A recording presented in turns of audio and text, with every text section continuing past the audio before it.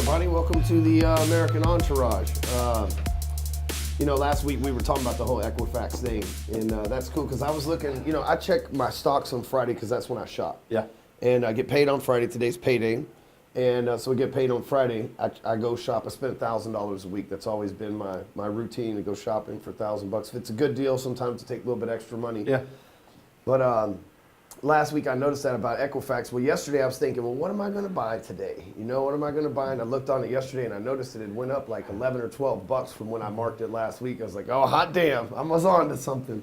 But we know funnels. Yeah. Right? So we know exactly what they're doing. We're like, that's a fucking irresistible offer. Find out if you were hacked. Fuck, that's like the greatest thing ever. It's a necessity. Yeah, it's like the greatest offer ever. Oops, our bad. We fucked up. Find out if you were affected.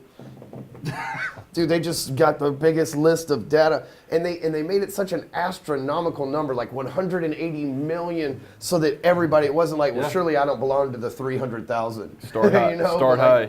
Yeah, Start it's high. like just the outrageous, exactly. It was genius, man. But 60 million, I might not check. Yeah, yeah, exactly. 60 million, I don't know, 18 definitely, 180 were in there.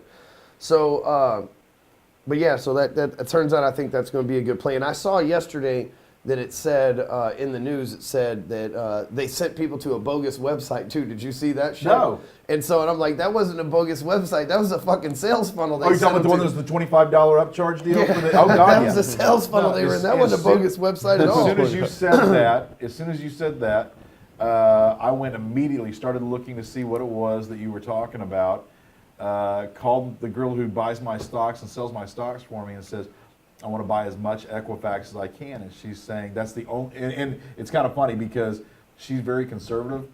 And as soon as I said it, it was one of those ones, you know how like when you say something to your wife, you're just ready for a fight, you know something's going to happen. I'm going to buy Equifax. Are you crazy? Yeah. You might as well say I want to buy a motorcycle. So I call her up and she said that's a great idea. It's one of the best things you could ever do. There's nothing right now performing.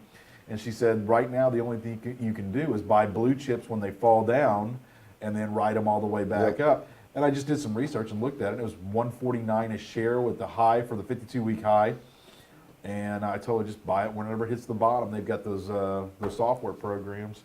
And I think, I just looked. Matter of fact, I probably owe you a commission off of it. Because, what is it now? So I bought it at 89 whatever, and it's 102.32 right now. Nothing wrong with that, man. Let's see, that would make it a 12% already. Thank God the math was easy on that, right? Yeah, just in the. So y'all think I should get in like right now, man? I mean, yeah, what? I would. Hell yes. Because it's going to go back to 150. Yeah. How many repositories are there? Yeah. Can they live without Side one? note, none of us know what in the fuck we're doing. Do not take financial advice or say that we talked you into doing any kind of stock investment. We're talking Pat into this, not you. Yeah, that's right. Yeah, like that's all I'm asking. I do stupid things. Professionals doing stupid shit. Yeah, it's part of it. But you know what? You're going to get a check, so that's going to be, today's payday for you and bonus day for you. So that's something that you definitely probably need. You need to start the retirement account I told you about anyways. Yeah, for sure. How old are you? 32. I watched the deal the other day. I can't remember who it was. I think it was Kenny Boardman or somebody put it out. Maybe Andrew Berman. Something that said if at 21 or 22 years old, you put $10,000 in nothing but blue chip market, by the time you hit 65, 66, something like that, it just going off of normal national averages, what it's done for the past year and everything like that, it's like $1.3 million. So $10,000 from 21 years old to that point in your life. So I went and did it the other day. It's how much? How many millions? 10,000 turns into like $1.2 million. 1.2 million. Well, so I read, this means I'm an expert, by the way. I read a book one time, but I read Tony Robbins' Money Master the Game. Yeah. And it's like, Atlas Shrugged thick. It's huge. It's like like a Bible. It's a thick book. And I read it last year, and it kind of changed the way that I do investing a little bit. Because when I see something like Equifax, when there's opportunity, maybe you lose money, maybe you don't, but there's opportunity for me to get in on it, I jump on it. But he talks about why you buy index funds. Okay. And you can go through E-Trade or whatever, and you can say, hey, I want to buy an index fund. So a lot of people think that you're just putting your money somewhere as an index fund. It's got a ticker number, just like a stock symbol does. But me and you, we buy Equifax. We have to watch and decide when to sell it. Yeah. Right? There's somebody else watching these index funds. And so what made me think about that is you're talking about $10,000 when you're 20 years old turns into $1 million just down the road. Well, these index funds, that's if you're buying and trading stocks and stuff like that. Right. These index funds have other people doing it for you, and they're taking more of like a conservative risk on this end, and they've got just the right proportion. Well, this year alone, there's like over 100 index funds that are up over 30%. Other people have been managing them. Damn. And so Tony's saying the way that you make money is just being in the market. So you're in the market when you own index funds. He's like, hey man, right now the market be good and this index fund not perform that well, but next year the market could shit because there's a time to reap and a time to sow in every market, right? There's downtimes and uptimes, bulls and bears. And he's like, so but in downtimes that might perform out the roof. And he's like, and it's the average of being in the market. He says the only way that you lose is when you're not in the market. Fucking great. And that's why he's Tony Robbins. That's why he's Tony Robbins. Well, he tells in the book, he's like, I start making all this money. Tony, I start making all this money because he talks all the time. His voice is going away. He's making all this money and he's not sure what to do with it. And he starts coaching this guy called Ray Dalio, which has the #1 bestseller under business right now on Amazon. Ray Dalio is the winningest hedge fund manager of all time. Okay. And so I guess, because Tony's worked, he's like Marshall Silver, he's worked with presidents and everything else, so this guy Ray Dalio calls Tony and do some coaching, I guess is how the story goes, right? I'm probably butchering it to death or whatever, right? But he realizes who he is and he runs, there's the three, it's like Yale, Princeton, Harvard, one of those cats, right? He runs their endowment fund. And it's like the winningest fund in the history, and you've got to have, $100 million to get in on it, or maybe $1 billion to get in on it. It's like some crazy numbers or whatever. So he starts coaching this guy. Well, this guy's obviously telling him, hey, what you should do with your money. It's like David Goggins, my mentor. He's been a SEAL on a military income for a long time, and now he's making substantial income. He's famous on the internet. He's doing these keynote speeches. He's mentoring high-level people like myself. And so, I find myself giving him, hey, here's what you got to do to protect your money and go in these things. Well, I'm sure this Dalio-Tony Robbins relationship was the same thing. It's like, man, holy shit, you're making $50 million a year, Tony. Like, what are you doing with that? It's like one of those conversations like, you're doing it wrong. You could turn that 50 into whatever. And so he picks this guy's brain and they end up starting sort of a business together. And you can go to showmethefees.com, I think. And then type in your 401k policy number, and it tells you how bad you're getting ripped off.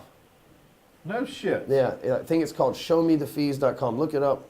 I'm pretty sure that's what it is. Yeah, let me know because I'm fixing to put that down right now. Yeah, and you talk about it in this book, but so he's saying that a lot of times you lose money in a 401k not because of stocks, this, that, or the other, or an index fund. Is that it? It's right there, yep. It's just a small little funnel, starting out.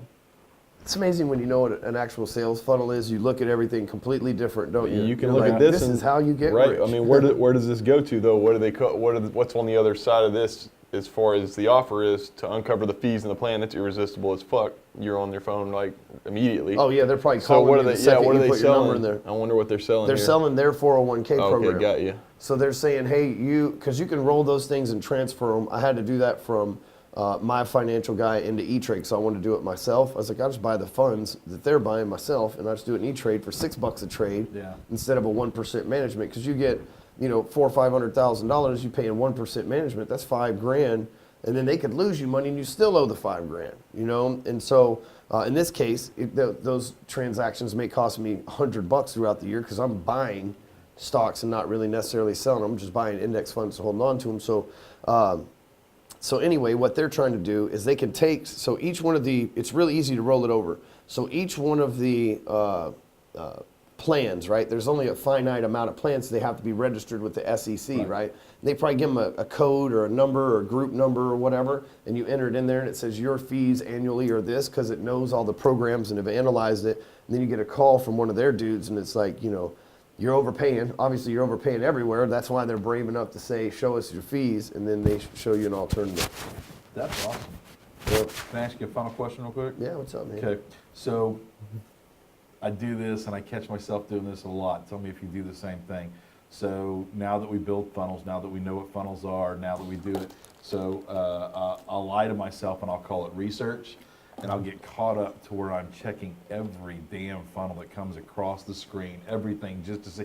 I'm just looking to see if I can improve mine, stuff like that. And I'll be sitting there for 3 or 4 hours just following one down a rabbit hole. Do you ever do the same shit? I have bought so much shit that I have logins to that I want to see where this ends. It's almost like a video game, right? Like I got to pay $500 to see how this ends. I'm willing to do it, you know. There's this guy on YouTube who is going through a funnel, and he's like going through upsell after upsell, and it says, no, I don't want to take it. And he goes through, like, he's just counting them up. He gets to, like, I think 60 one-time offers, you know, and he's just like, it keeps going. It just keeps going. It's hilarious. You remember those pages that were I'm trying to think. It's like maybe it's not a quiz, but it's like 15 celebrities that have had, you know, been dismembered or whatever. And then you click on it, and then like each page is like an offer, and then you see one person. You got to scroll down. There's 2 or 3 pop-ups, and then the next page you got to click that stuff again. Now I wonder like if those guys make a bunch of money from AdSense. I guess that model has to work on some level.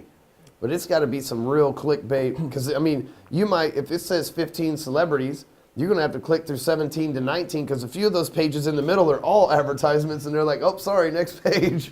Well, if you clicked one though, and you don't, I mean, if it sucks, if they're not making any money on it, you're not going to see it again. But if it's making money, you're going to keep seeing that shit. That's true. See, wait till you get to be my age, and you got a freaking iPhone, and your arms keep getting shorter, and you keep doing that, and you're trying to figure out where the damn thing is and which one's not. Can't you make it bigger? Yeah, I did. Yeah, shit, you got to see the size of my font.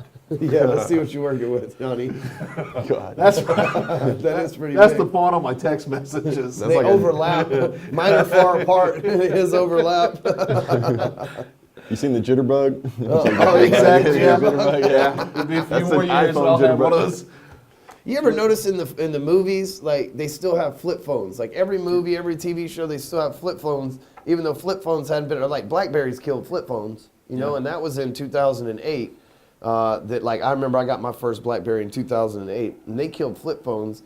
And but like I watched a video the other night. It was like I think Power or whatever, and they're like all talking on flip phones. I'm like, where the fuck you get one of those? It's almost kind of like, you remember when like rugged jeans came into style? Like before, jeans were like something that was like proper, and then all of a sudden like stonewashed jeans and shit. I think that's like the flip phones. Like we need to bring that back. People are going back to it. Yeah. To the flip phone.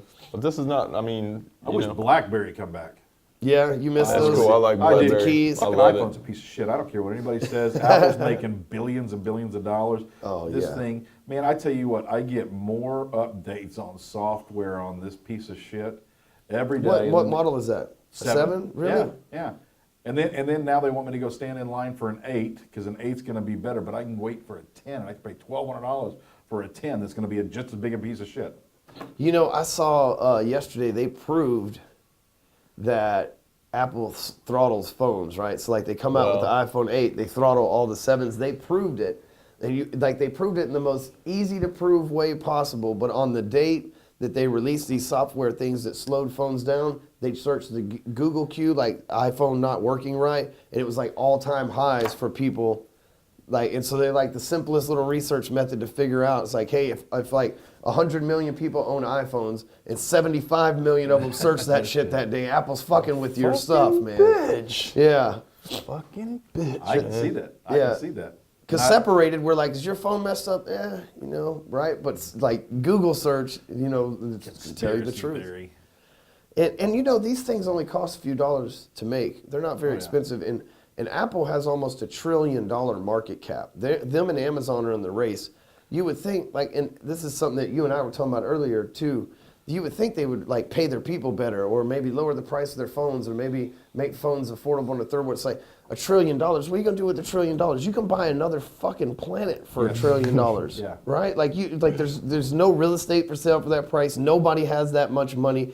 You could buy Bill Gates and Warren Buffett and still have a lot of money left over from probably whoever else is left on that list of billionaires with $1 trillion. That's one thing that gets me just, it gets me ticked about this shit, is 2 of the things that we use the most in this world are our iPhone and Microsoft products.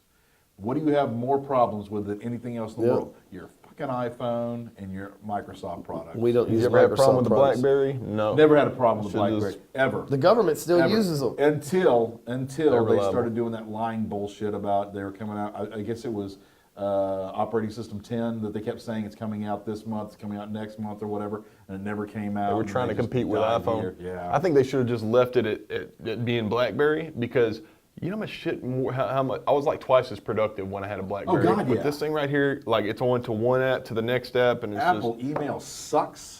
I mean, there's no Do you remember the Facebook app on BlackBerry? You scrolled through the side on it. Yeah. You Yes. would log into Facebook. just, you're like, you I'm scroll just, through I'm the just not side. gonna look at Facebook today. Yeah, you're just like, never mind. Right. But here's the kicker. It's like, how does this cost more than this? Yeah, yeah. How does this cost? That costs Listen, more there's than no this? more raw materials, so that can't be it. There's no more skilled labor because it's made by machines and Chinese slaves. We all know that, right? Yeah. So, like, how do you know in their factory they have nets? Whereas, like, if you try to kill yourself and jump out of the building and you work in the Apple factory, that net bounce your motherfucking ass right back in your seat and put your bitch ass back to work. You go right to the seat. Yeah, Google it. That shit's for real. There's like this building looks like the penitentiary with fucking acrobatics and shit.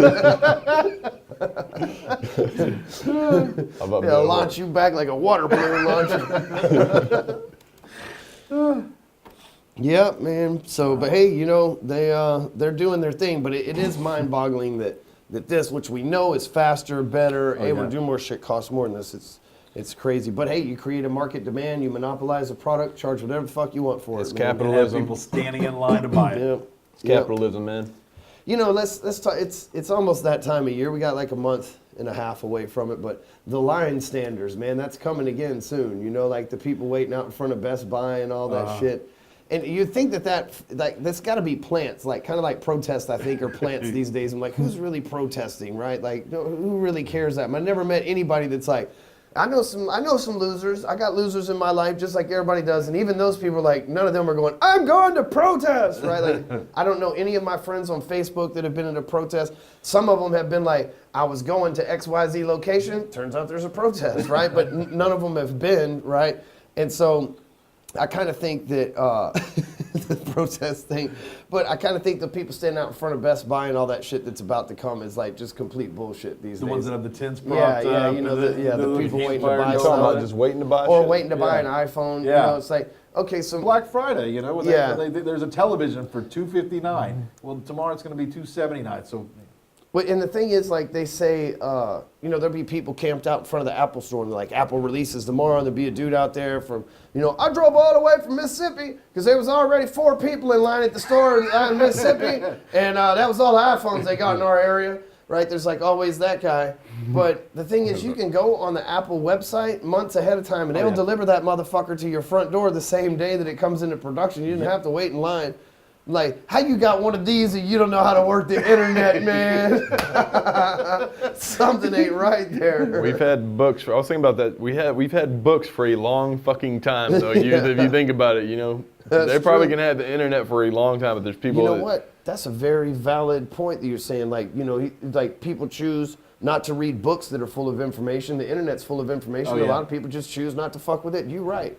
You know, I was thinking about that. I was like, man. No, I was thinking because, and then, you know, the business that we're all in. It's like, well, I mean, wouldn't it be so many people just learning how to do this shit by, you know, like just getting on the internet and learning how to do this stuff and changing their lives? I mean, that would be cool if everybody did. It's free. It's all right there, Yep. you know. But You're right. people haven't read books either, you know. I'm not sure if AOL does a whole lot of stuff like that. Yeah, but you're right. Most people go to the internet to play video games, Yeah. look Yeah. at porn. Yeah. You know what I'm saying? They're not using it for the same things. Like, I use it to enhance my knowledge. I read a lot more on the internet than I do in books because the internet is the new knowledge. And anything that I can find in a book is on the internet too. Not only that, it's faster. It is faster. That's one of the things. So instead of going to a bookstore and driving and parking and everything else, or even one of the things that I don't like doing is buying them online because you can't really preview what I want to see. I can't really preview enough to see it. But by going on the internet, I can look up 100 people's opinions within seconds and see what it is, see what's working, see how many stars it's getting, whatever the rating is. And I can do it faster, and I don't have to take. I can take 30 minutes out of my day instead of take 2 hours out of my day. And yeah, you get so much more education and so much, maybe not less time, but better spent time. That's one of the things you talk about all the time, is stop wasting your time doing this bullshit. You know, focus on what you're supposed to be doing.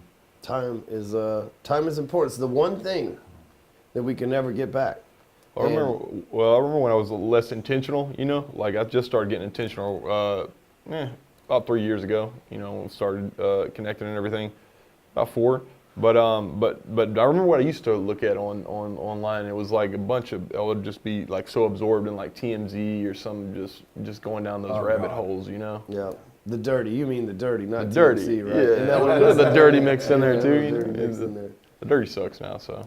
It does, man. But we're old now. You know, if you're Yeah. young, you probably still care about those people. But I'm still friends with some people on Facebook that are on there, and I'm like, you dirty motherfucker, you.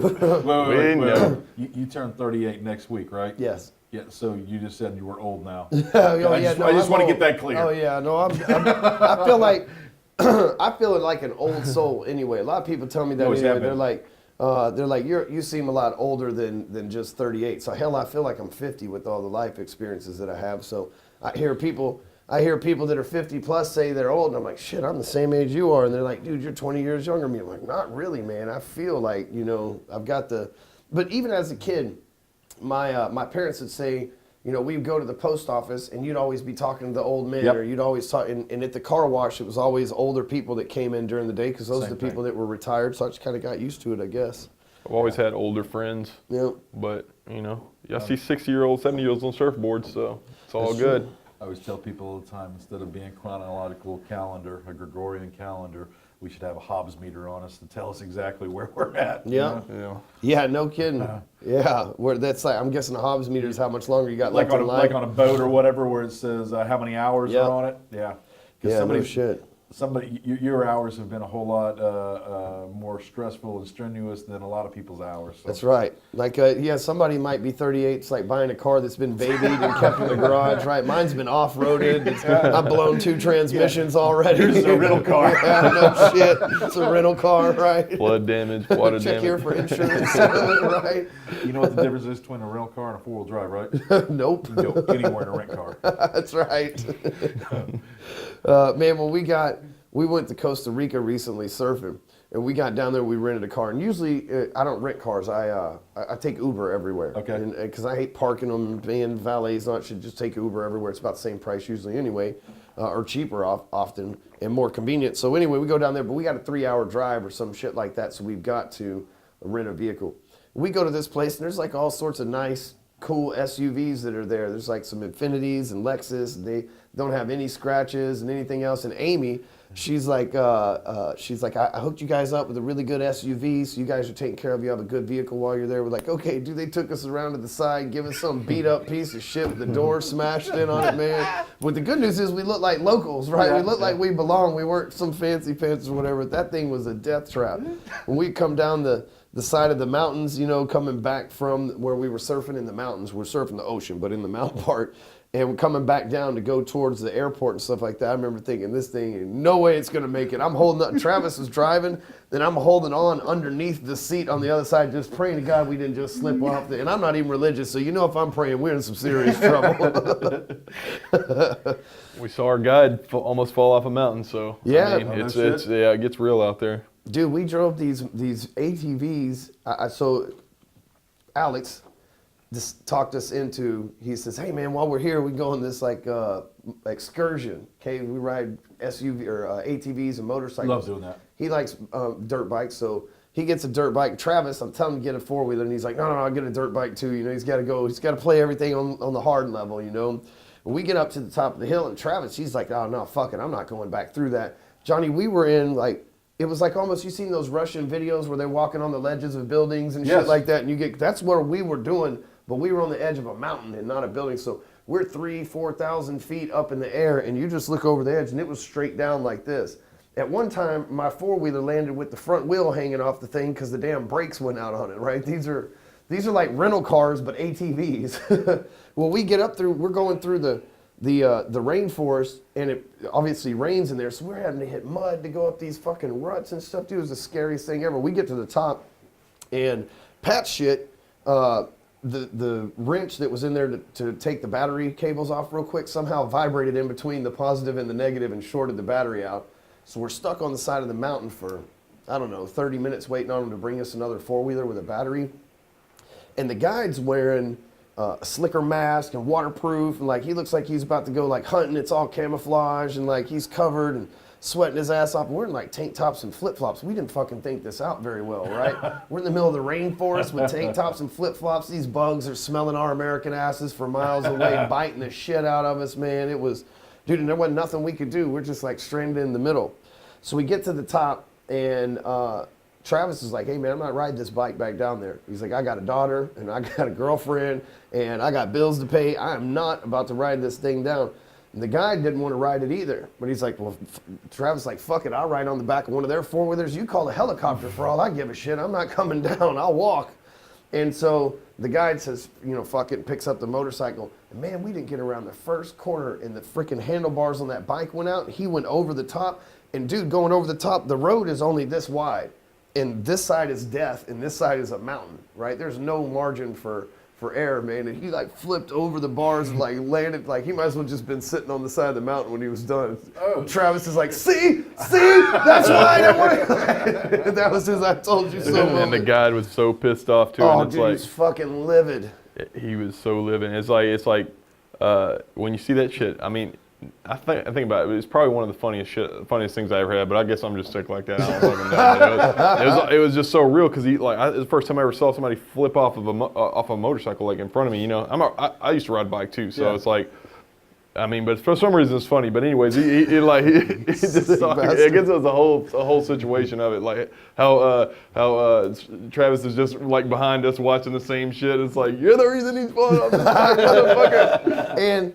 And we don't know, obviously we don't know the guide or whatever, but we smoked a joint with him at the top of the hill, right? Yeah, and we're like, oh shit, he got all stoned and flipped over the top of the bike. Man, we should have asked him his tolerance level before we started fucking with him. We were waiting whenever we found the monkey wrench wedged in the seat of my four-wheeler, like almost like looked like that movie Surviving the Game with Ice-T. Remember that when he rigged it up so it blew his legs off? Remember that part? Well, anyways, yeah, we were waiting on a new one to be delivered, and like the two other guides drove by us, and he starts flipping out. He's like, "Oh my God, they forgot where we were at." You know, they're driving out, and he's like, "They do too many mushrooms. They do too many mushrooms." I tell them they're mushroom heads. You know, so these dudes out there riding four-wheelers high as a kite in the rainforest, man.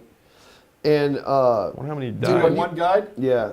And it was four of us. So if he went over the side, we didn't know how the fuck we were gonna get down. There was a bunch of trails too. I mean, we didn't know how the fuck we were gonna get down. And we went up a different way than we went down too. So it was, yeah, it was interesting. When you're going through and it's raining, the water collects in the puddles, right? Like we go through and the engines were so hot because we're just running on this thing. And dude, you'd hit the water and it'd scar and burn because the water's scalding water instantly. Yeah. Dude, it hurts. I got scars all over my legs still from that. Damn. But you couldn't slow down because then the pack leaves you. Yeah. And then like shit, they ain't gonna know what trail to find you on. It was nuts, man. It was good times though. It's like once it was over with, it was like skydiving. Yeah, once it was over with, it was like skydiving. You're like, fuck yeah, I made it. Just know not to touch anything there anymore, you know? Just don't touch anything. Don't touch anything. I was like going through, getting hit by the trees and everything on the four-wheeler. It was whatever.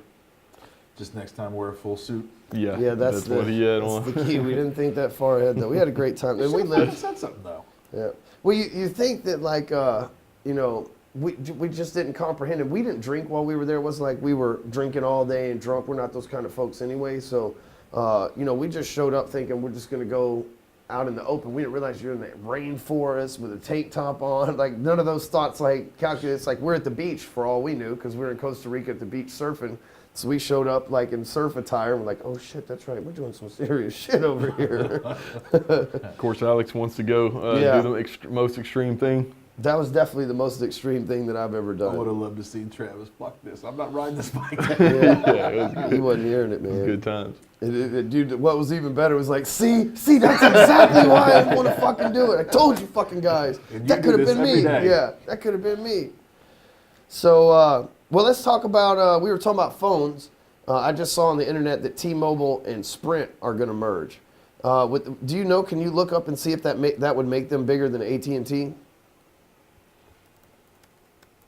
And I guess I so should get better at this. you would think, okay, so here's another. Let's just go into conspiracy. So we're talking about AT&T throttling data on these things. I think they throttle bars. You know I what do too. Signal. There's no question in my mind. And I get a message where it says, "Hey, you've used your data for the month, but I got unlimited data. What the fuck is up with that?" And it says right there, "Hey, we're going to be throttling your." I don't know what word they use, but slowing down your data. And I'm like, well, why? If I have unlimited and I'm just using my fair share over here, like, why are you getting mad? Is it saying? So here's what you do. Look up, just type Google Sprint market cap, and I'll write that down. It'll tell us the dollar amount, and then do the same thing for T-Mobile. And then we can look up AT&T's market cap. We pick whichever one's bigger of the three. 8.42 billion. USD. Oh, market cap 33.63 B. 33 billion. Yeah, 33 and that's who? billion. That's Sprint. Sprint. Now look up T-Mobile. I wonder if they're, because I know AT&T is just like the dominant force here, and their Dallas company, their office is This just doesn't up the really street. say what their market cap is. T-Mobile. Yeah. Are they? They're 52 billion. 52 billion. Okay. All right, and then I'm like they're AT&T. public, and then AT&T, which is the symbol T for telephone. 235 billion. So, Yeah, so they're not even. They're double. Not Those even two close. together and double. 235. That's how you know you a bad motherfucker. Like you spanking these other companies by this so much that if they merge together and double their business, you fucking still beating them. By twice. Yeah, by twice, like a fucking redheaded stepchild, man. That is fucking crazy, man. And They're the all that bill. money, that's just all that money, and the fucking can't get a signal in downtown Dallas. Yeah. You know, like this. AT&T's the worst. They are, but they're also the biggest. You know, and that's usually goes hand in hand. It's like, you know what? I don't have to anymore. We're the biggest. This is our people. I don't have to anymore. Did you have any friends that made that switch when that little wormy guy that used to advertise for Verizon made the move over to Sprint? And, you know, Oh, all people that were crap? lining up waiting Oh, outside of the my office, God. weren't they? I laughed. I won't mention his name, but he's somebody who's very near and dear to your heart. He did that shit. He couldn't even fucking call his next door neighbor. He couldn't do anything when he changed over to that Sprint phone, and it was hilarious. He'd call me, and you'd hear about every fifth word he was saying or something like that. And I said, dude, this is horrible. I can't hear you. Call me later when you're at your phone. But I knew quite a bunch of people who made that move over just from the fucking commercial. Really? Yeah. Wow, I thought y'all were just joking. Yeah, I thought you were just joking. Yeah, I was just I'm being funny. serious. No, I was being I'm I was serious. being There totally was a ton of- sarcastic. I don't know how many. I mean, Wow, I don't know if just you could ever get a real number, but that went from Verizon when that. I just found that whole commercial so distasteful and Yeah. such. I can't believe people fell for that wormy crap. Who's the But, guy? He's like the nerd. He was like the one you that's. hear me now? Can you hear me Yeah. now? Yeah, Yeah, Can you hear that me now? guy. He looks like Jared from Subway's cousin. Yes. So the Can You Hear Me Now guy brought people over to the Oh other yeah. side. So I guess they stopped using him at Verizon. He went over to Sprint? I think it was Sprint, and they're the yellow ones, right? Yes. Yeah. And I think that's where he went. And then he started doing the advertisement for it. And his advertisement was he changed his inflection. He goes, "Can you hear that?"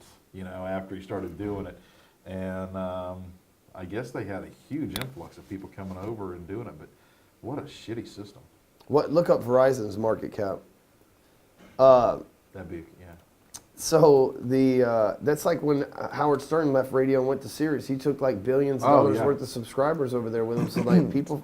202. So they're the number Look at 2. that. So Verizon 202 is Verizon. They say Verizon's got the best network. I Yeah. love Verizon. Yeah. I love Verizon. That's who I've got. I love Verizon. I used Sprint once when I was like way young in my early like maybe early 20s, maybe late teens. Pay by the week thing. Yeah, and I switched it was so bad that I switched from it to like a Primeco phone. You remember that shit? I switched from Motorola to a Primeco phone. Yeah, but they had the little flip tops on them. That's the last time I used Sprint. It's a long, long time ago. And they sucked back then. I never gave them another chance, you know. But AT&T slowly bought up all the companies I've been with over the years. That's what happened to me. I started out with a company called Houston Cellular when I was Texas Cellular. I was 19 years old, I think, when I got my first phone. You guys aren't even old enough to remember this. It was the Motorola brick, the full-size brick. Do you remember those? Yeah, where you have like a little case. No. This was the mobile version. So that one you had the battery pack and everything. You had this it weighed 3 pounds. Was it gray one? It's like Gray, with a little thick antenna on top. Yep, I know what you're talking about. And, The Saved by the Bell phone. Yes. Yes. Yeah, no, the one actually before that. Okay. The Saved by the Bell phone was the second version. It was much thinner and lighter. All And right. I had that great big, it was freaking awesome. But then Hughes Cellular got bought by AT&T, and everything went to shit after that. My first cell phone was a beeper. That was where you went to the cell phone store and you got a beeper. Remember that? Used to like, can you think there was a time when motherfuckers did, I know where you're at anytime you go, I know where you're at all times. I know where you're at all times too. I'd look on Facebook, be like, oh, Johnny's in Houston. You know, but like, can you believe there was a time that you had to look for bicycles in the front yard to know where your friends were at, and you would get paged and you'd have a beeper code to know who that person was. And then you would have to go, and I remember being 14 or 15 when I didn't have a car yet, you'd have to walk to your friend's house or to a store, to a payphone or something like that, and then call people and then hope that you made it there in time. Like now, if somebody don't answer the phone as soon as you call, you're like, man, you avoid me or what, right? Back then, it's like, we'll give them 2 hours to find the nearest phone, right? Like that is so crazy how fast we evolved. I hope he's got change so he can call me. Yeah, exactly. I hope he's got change. Or you didn't know where they were, so you got the mystery. So like, fuck, man, I can't. He's not home, so where are they at? Yep. Where are they at? Calling everybody, trying to figure out where people are. Yeah, everybody's so accessible now. Now you get the follow me on my phone and all other shit. Where's my iPhone? Yep, it's easy to find people. Kind of makes you like antisocial to a point, you know? You're like, fuck, they yeah. just always know. We live in different, it's like our grandparents. You ask your grandpa, you're like, hey, grandpa, how come you don't turn your blinker on when you're changing lanes? You're like, it's none of anybody's business where I'm going, right? And like, but we live in this thing, it's like, look at me, I'm going into this other lane. Like, it's just like, it's crazy how times have evolved. One of the guys I work with, I got a kick out of this. He told me the story the other day. He's 63 years old, and he was talking about when his dad was teaching him how to drive. You know, he lived in Connecticut, and they're, out in the middle of nowhere, can't see anything. And he reached down and, you guys probably don't even remember this, but the high beam button used to be on the floorboard. Yep. And you click it with your left foot. And he said he went to click and turn his high beams on so he could see it. His dad said, what are you doing? And he said, I can't see. It's like, high beams is for girls. Made him turn the high beams on. Like this. High beams are for girls. He said he didn't start using high beams until he was in his 50s. Isn't it funny how some shit can like do that to you though? That's funny as hell. High beams are for girls. Can you imagine living with that for 50 fucking years? And you know what? That thought stuck in his head. That was just like that. At that moment, high beams were for girls. You know? Right now he's 63. He's got to turn his high beams on every time. Every time. I feel like such a tranny. Right, like every time. Imagine how many times he's almost like swerved or been lost on the road, you know? Oh, yeah. It was like, he just won't turn them on. Maybe he turned them on and didn't ever tell anybody about it, you know?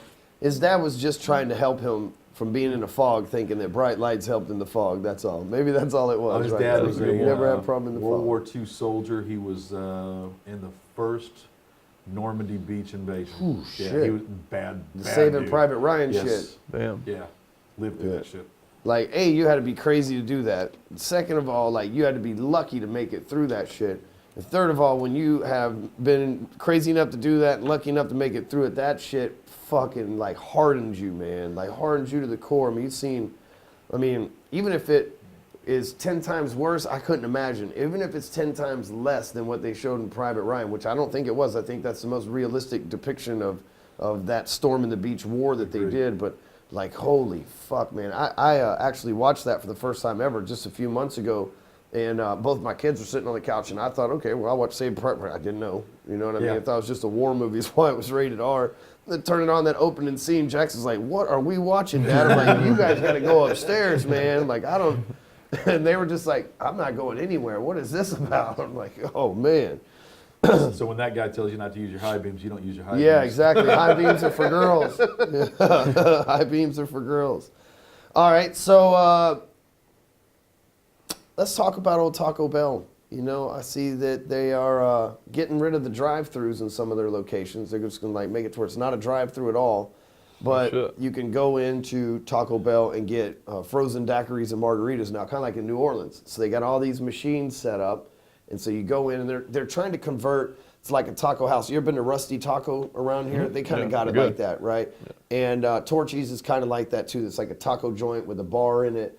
And like that's the cool. They got those in Houston. I'm You guessing. got Torchy's. I've seen that they're doing remodeling on Taco Bell, but I didn't know that they were doing that. Yeah, that's what I was just reading on Twitter. Chipotle does beer too, you know, so it's kind of Chipotle like does do beer. You're right. pretty much any taco shop around here. Yeah, and this just showed them with the daiquiris. But I said Rusty Taco, but that's not it. What's the one that is? Man, it's real popular. It's right around here, and they have a bunch of slush machines like that. So it's almost like their model. But that's interesting. What a lot of folks don't know is that Taco Bell is one of the healthiest fast food places on the planet. I think it is the #1 healthy fast food place. But if you if you Google it, hit the googly. Yeah, I gotta Google it. Because if you think about it, Taco Bell's really changed their image and their stuff over the last couple years. You know, Wendy's has tried to do that too. I don't know that they're any more healthy than they were, but Wendy's has changed the way that their buildings look. Ugh. They've changed their branding. And what you got? You're right, man. It's on Business He said, Insider. you're right. No, when I'm right, yeah, you're supposed to go, yeah. Last time I heard about Taco Bell, it was sand. It Horrible, was like a yeah. certain amount of sand was in there. Yeah. Oh, last time and I a remember- guarantee to shit yourself, right? Guaranteed to shit. Yeah, I shit Last like time I remember, they were talking about that there was some sort of lawsuit or something going on because they were using the word, what was it? They were using the word ground beef, and they didn't have enough beef in it to call it ground beef or something. I don't remember what it was. So that surprises the shit out of me. Yeah, so they've been in the last couple of years going over this like whole remake of themselves and rebrand. And because they knew they alienated a lot of the folks that, you know, because like, if you want to talk about payphones and beepers, in Allen, where I grew up, there's a high school across the street from what the Blockbuster Video and a Taco Bell. And neither one of those things are there now. But it was a Blockbuster Video and a Taco Bell, and there was a payphone there at the Blockbuster Video with a number you could call. And so we would always hang out by the payphone, and that's how people would call to see if people were hanging out. That was how you knew, you know. And then you obviously eating at Taco Bell and you hanging out over there and all that stuff, right? And so that was the hangout. But yeah, back then it was like, you know, like we grew up with Taco Bell, but then there was a point where they started, you know, complaining about this, that, and the other on the news all the time, and I just kind of distanced myself from it too. But I was doing some research on something the other day and realized that, and I guess it's about a year ago, realized that they've been going through a big rebranding, and they're serving breakfast now, and they've got, you know, some of the most healthiest ingredients, and a lot of their stores are being remade. So, you know, if you're on the road, like you got to go to Houston, or I know you travel a lot, like it's pretty safe bet if you got to hit fast food to actually hit Taco Bell is safe again. Had no idea. when I was a kid, yeah, but when I was a kid, the reason you went to Taco Bell was they had the 29, 39, 49 cent menu. You It know? wasn't bad either. I grew up don't poor think. too, man. Anytime I eat Taco Bell, it's like 5 minutes afterwards I'm taking a shit. Yeah. It's quickly. It's that's quickly. fast food. That's really weird. poor, dude. I don't think so. We lived in one of the nicest single wides we had. We even had an add-on on our single wide. You have a double wide though. That We was a had mansion. wooden steps, yeah. We had wooden steps on the front and the back. Yeah, that's what I'm talking about. Not the fold-out metal No, ones, right? Yeah. No, we had a nice single wide. You had siding. You had the skirting all the way skirting. down. Damn straight. Yeah. My parents drug that damn thing down from Texarkana, Texas to Manville when we moved to Houston.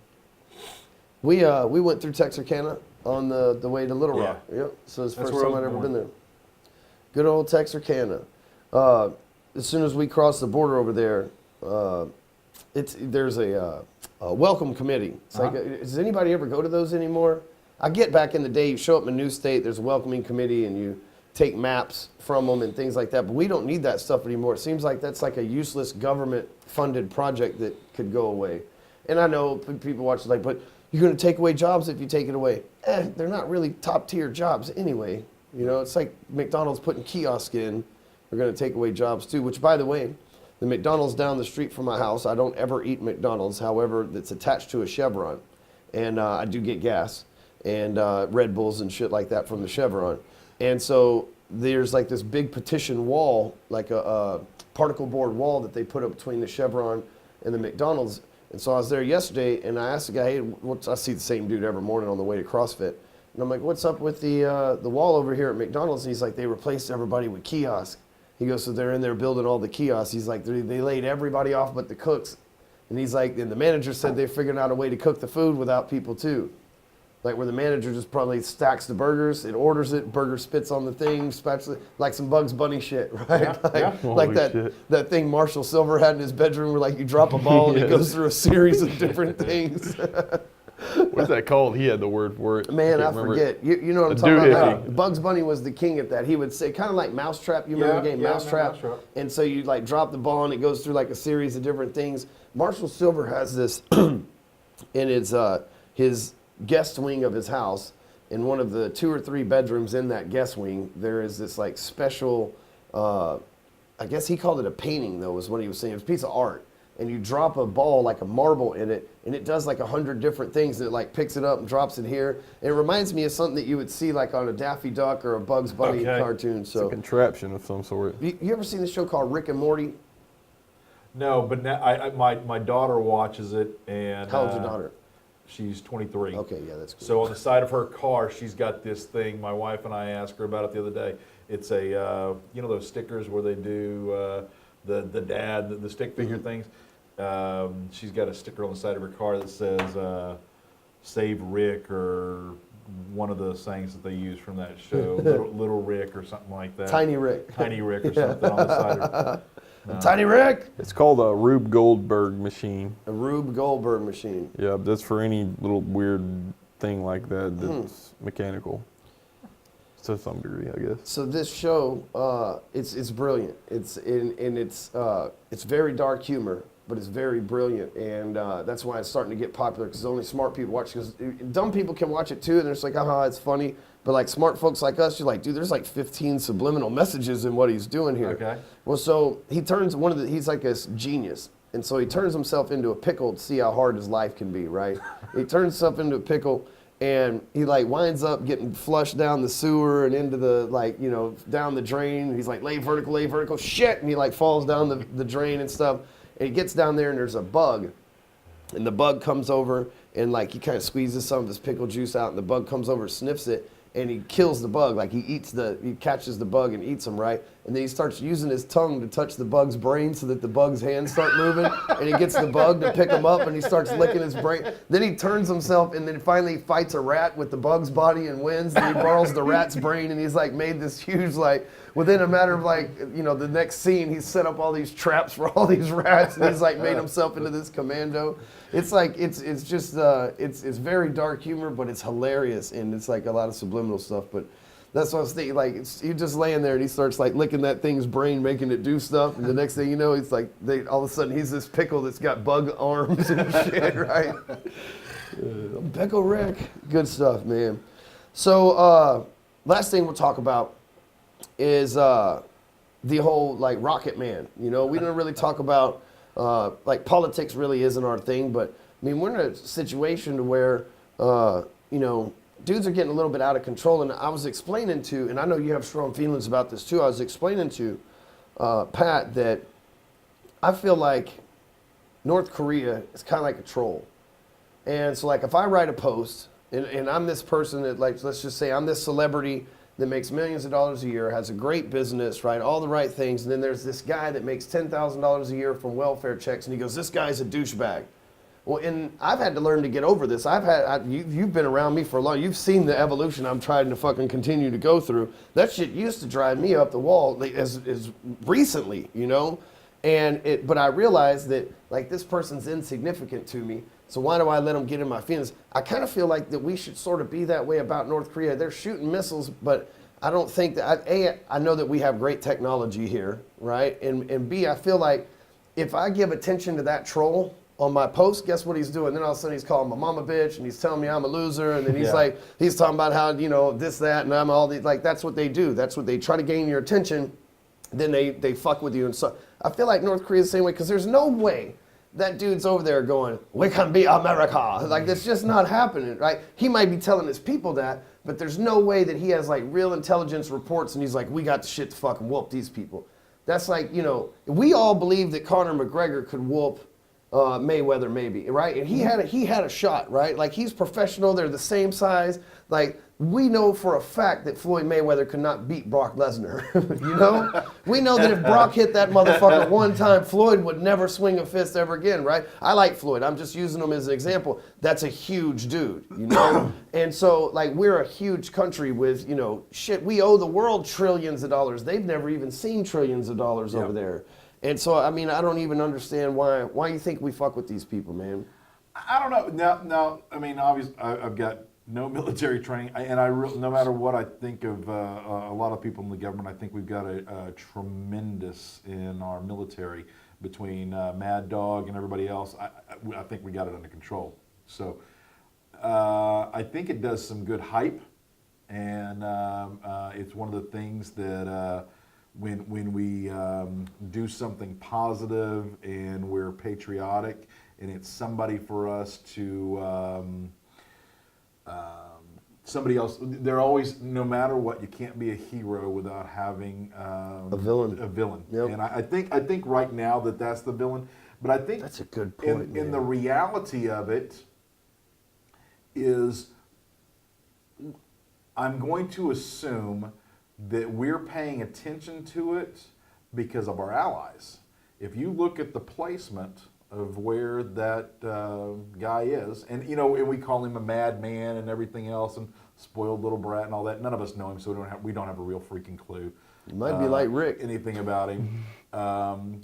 But where I think we do need to pay attention, maybe not you and I walking down the street, but we as a superpower, as the superpower, need to pay attention, is where his placement is in the world. So not only could he completely wipe out. I mean, imagine if he did that hydrogen bomb on Japan.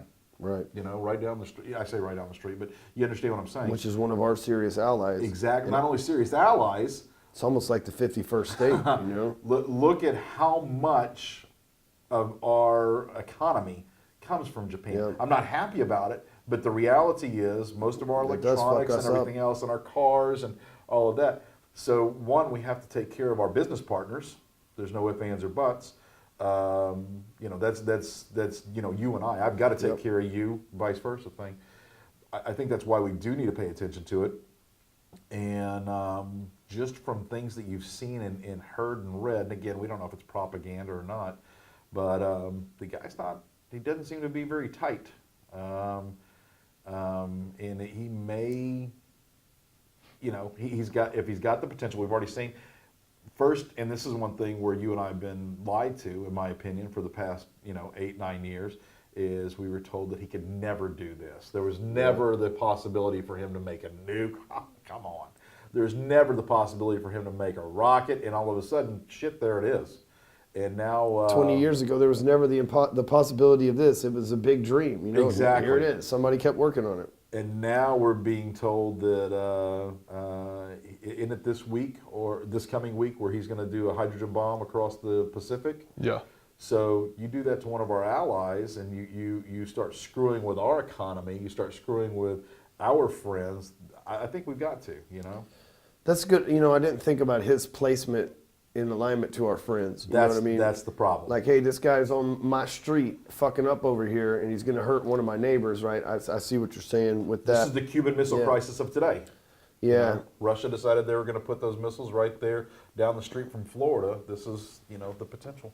Well, let me ask you. Let me find out what you think. So we have all the technology in the world. There's satellites that I discussed this last week, but there's satellites out there that from outer space can zoom down on your face and tell if you're gay or not, right? We have technology to do that. Why do we have to go to war with this cat? Why can't we just like fucking zoom in from outer space, one spot, fucking gone, everybody? Because I promise you, like, there's people, we live in the greatest country on the planet, and there's people here right now that were like, fuck Trump. There's people here right now that a couple years ago were like, fuck Obama, right? And so, there's people over there that are like, fuck Kim Jong Rocket Man, right? Yep. And so instead of, I don't see why we have to go over there, because probably all those people fighting for him probably don't want to fight for him. It's probably a mandatory thing. So we're we're killing people who are technically innocent but forced against their will because of the way that the economy runs over there. But I think that we have the technology and stuff to just be like, Trump be like, just shut them up. And it's like the end of it. Why make such a big, and then we never even know this motherfucker existed. We'd think we were safe. Life would go on. There'd be, what do you think? I think the idea behind it is and one reason I think he responds the way he does, and he's always talking about North Korea the way he does on the tweets or whatever, or if he comes out on the UN and says stuff like he says, I think it's really direct, and it's a way to actually get the people over there, maybe his higher ups, his generals, to take the action. That way we don't have to, and don't have to get, further tarnishing of our name for like stuff like Vietnam and everything like that. I'm not really concerned because I think overall the United States is kind of like a benign, trying to help people out. I don't think they're like purposely going over and fucking people over. I don't think that at all. I think it's like some people would have you believe, we need to. There's a reason they're doing this, or there's a reason they hate us and all that stuff, and it's like I just think that I think we generally try to do the right thing, and we just got such incompetent people and play at the top that it always comes out as a shit show, and so I think unintended consequences. Amazon just put Toys R Us out of business, right? We love Toys R Us, but unintended consequences of we love an Amazon more.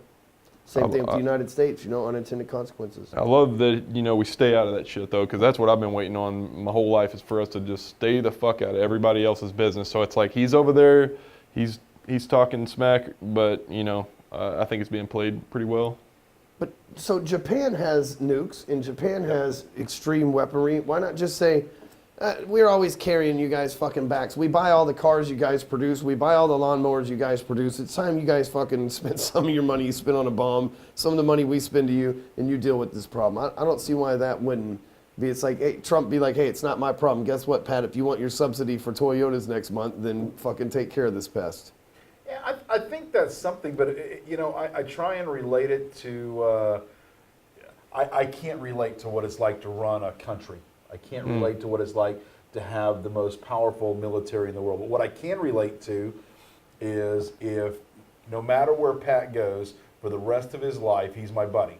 Mm-hmm. So if Pat moves to Maine and he calls me next year and he says, I need $1,000, I'm going to get him $1,000, no matter what. Whether I've seen him in the past year or not, Pat and I are friends. So I try and relate it to something like that. So if we walk outside and we go to lunch today, and somebody starts beating Pat's ass, it doesn't matter if they're right or wrong.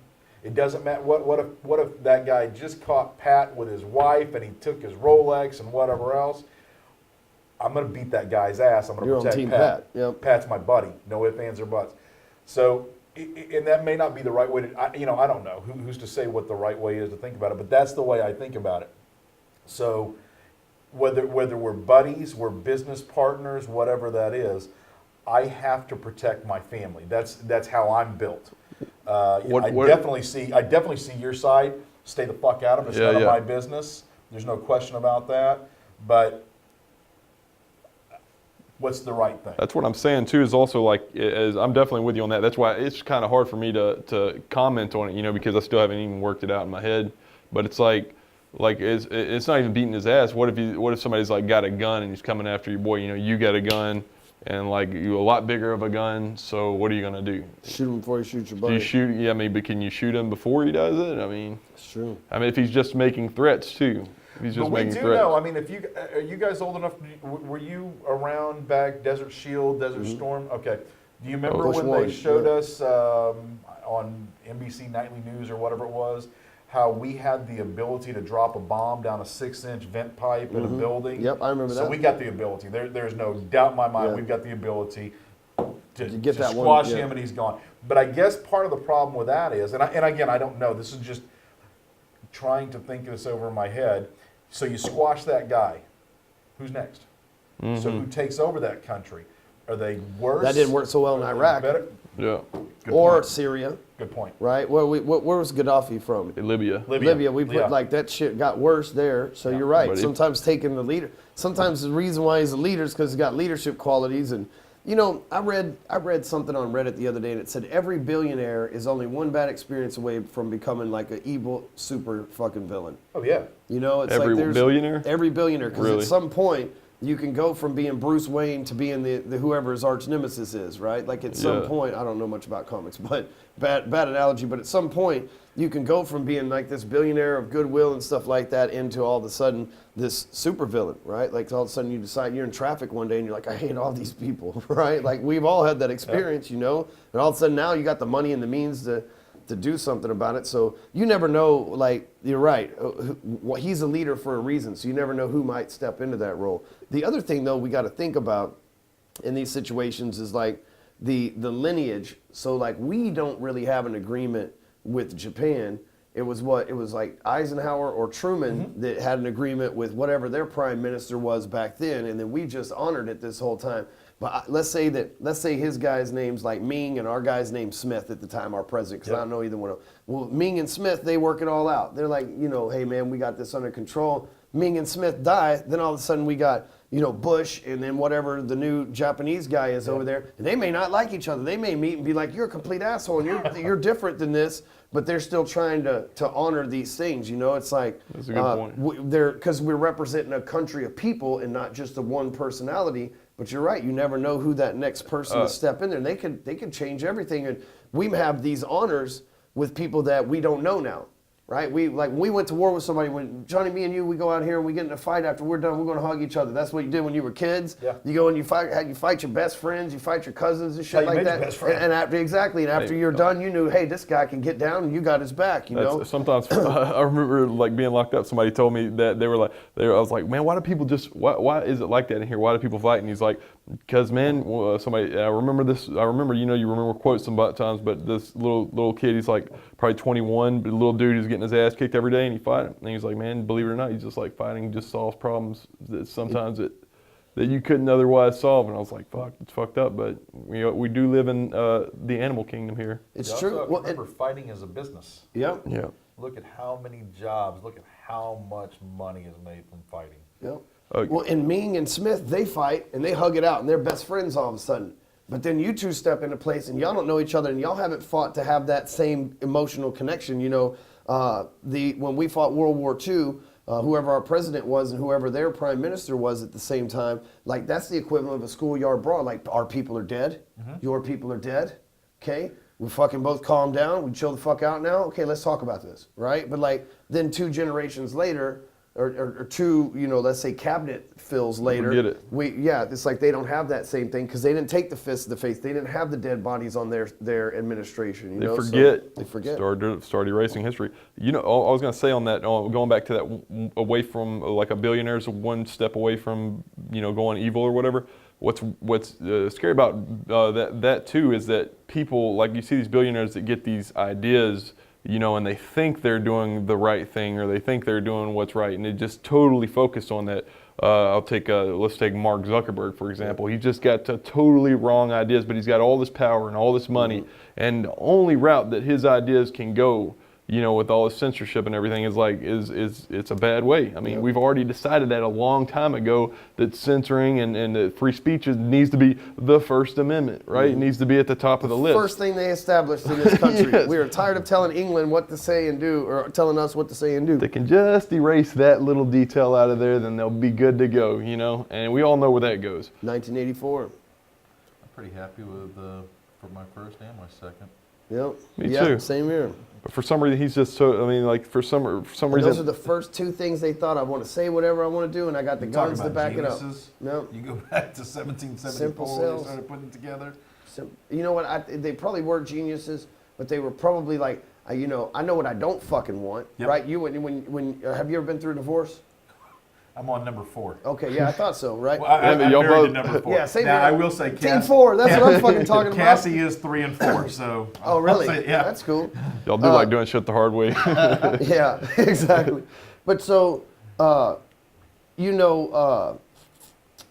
dude, now I got off on the 4. What were we talking about right before that? Talking about the First and Second Amendment and First and Second Amendment. when they were writing, when they were thinking about it, when the they're coming up with geniuses, two. the Oh yeah. forefathers. So it's just like when you leave a bad relationship, you're like, I know what I don't want. Yeah. You know, it's like I'm going to figure out what's out there, but I know that I don't want somebody who does this anymore. And I think that they came over here and they're like, we don't want this. And the reason why they were able to do this because they silenced us. And the way they were silenced us because they took our fucking guns from us, right? So we get those two things Yeah. back. Your word and your gun, that's all you need, you know? And then they wait for baby Stuman to grow up, and they say, and you were telling them, hey, I've been through 4 divorces, and the baby Stuman grows up, and you've been telling them this whole time, but then you go away, and then now forgets they there's start the coming in, disconnect. and they're like, hey, they never had those 4 divorces. Yep. Yeah. They never had that. He never got married at all.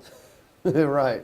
They changed that. That's what they did in 1984. It just changed. They had dudes working full time to change history in the language that it was written in, man.